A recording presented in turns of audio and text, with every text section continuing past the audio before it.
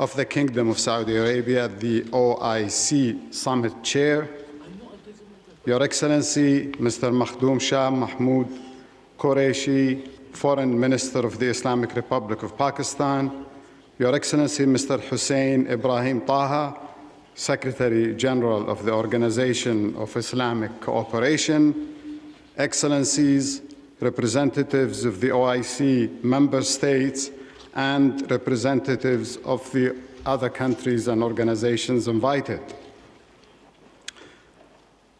Assalamu alaikum wa rahmatullahi wa barakatuh. I greatly appreciate the opportunity to be present at this critical and historic meeting.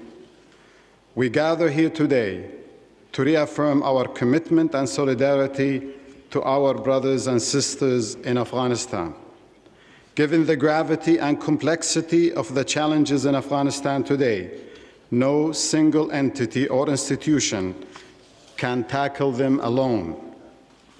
The international community needs to collectively provide a holistic, practical, sustainable, and comprehensive solution, learning from the lessons of the past and leveraging the strengths of all stakeholders to address these daunting challenges. The immediate priority should be to urgently provide the core necessities, including food, shelter, clean water, child nutrition, healthcare services, education, and cash transfers, while taking appropriate mitigation measures to minimize potential leakages. Nevertheless, humanitarian response alone is not sufficient. There is a need for medium to long-term engagement to promote self-reliance and development beyond immediate humanitarian relief through reconstruction activities. Immediate humanitarian relief is essential to build foundation for stable economic recovery and development. Distinguished delegates, ladies and gentlemen, around 76% of Afghanistan's population lives in rural areas and is involved in farming and agriculture. Consequently, the development of agriculture will be instrumental in addressing poverty reduction and promoting food security. In this regard, international and regional organizations may help promote food security by introducing climate-resilient crops and enhancing agricultural productivity.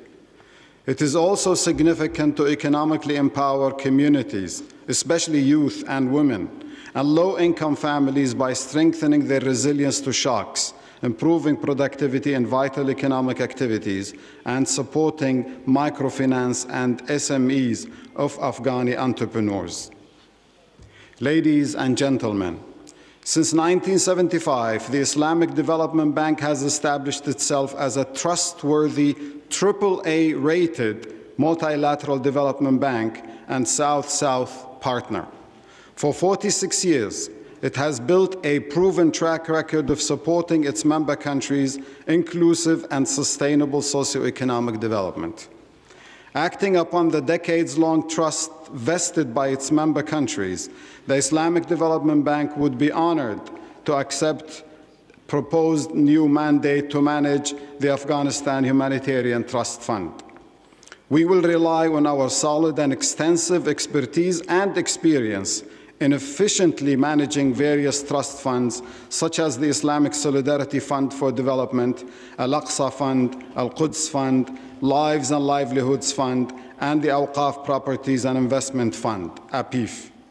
We also had experience in managing the Aceh program in Indonesia, cyclone effect management in Bangladesh, Endowment Fund for Children Education with UNICEF and King Salman Humanitarian and Relief Center, and Smart Education Initiative with Global Partnership for Education and the Arab Coordinating Group, in addition to working in many fragile and post-conflict contexts.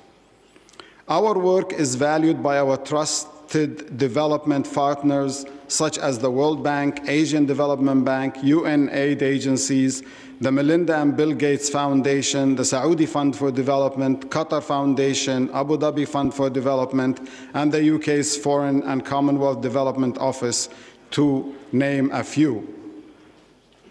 The IDB, the Islamic Development Bank, may also provide the necessary platform for neighboring and regional countries to play a positive role in capacity development and technical assistance for institutional building by leveraging our unique reverse linkage mechanism for South-South cooperation. That could include also what was suggested by Mr. Qureshi for a group of experts from OIC, United Nations, and IFIs to address the issues of financial connectivity of Afghanistan.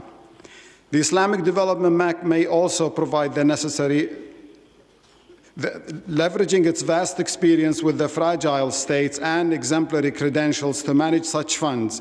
The Islamic Development Bank is well positioned to act as the trustee and administrator of the proposed Afghanistan Humanitarian Trust Fund.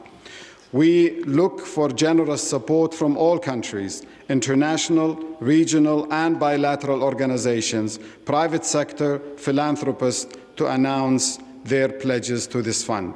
I hope today's forum will result in outcomes that will enable us to leverage the intrinsic Afghan entrepreneurial spirit to create local employment opportunities to ensure long-term peace, prosperity, and growth in Afghanistan and beyond.